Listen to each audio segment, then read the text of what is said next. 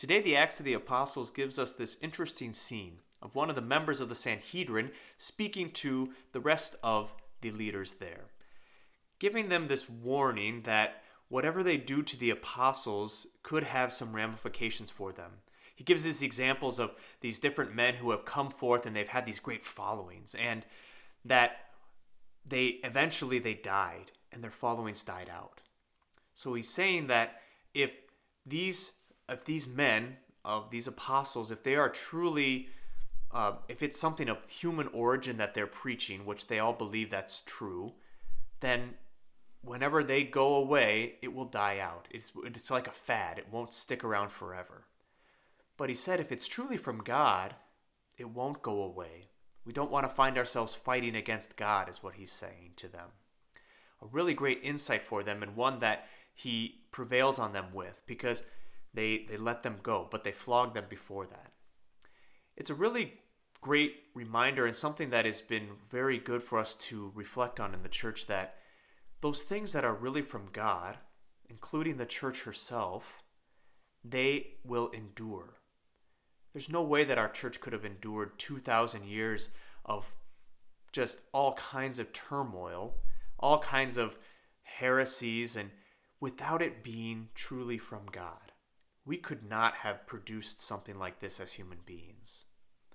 And that's good news for us. It's also good news to know that if it's something that's not from God, then it'll eventually die out.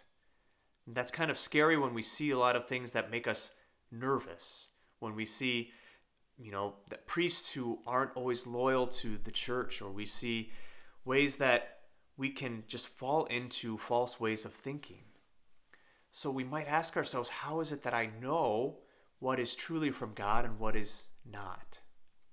Well, one thing I think is true is that we have to form ourselves in the church's teaching. We have to know what the church teaches and the higher forms of the teaching. So that means like looking toward the church's magisterium, what we've said in past councils, what the Bible actually says and how the church interprets that. But also, it comes from our deep relationship with God in prayer. It's the only way that the apostles today can say that they were happy to go away from the Sanhedrin, happy that they were flogged, that they were worthy to suffer for his name. St. Catherine of Siena, we celebrate her feast day today, a great saint and a doctor of the church, one who was known for her boldness in preaching and in speaking to church hierarchy. She convinced the Pope at the time, who was in Avignon in France, to return to Rome. It was that time of turmoil where there was two popes at a time. And she knew through her relationship with God that there needed to be unity in the church.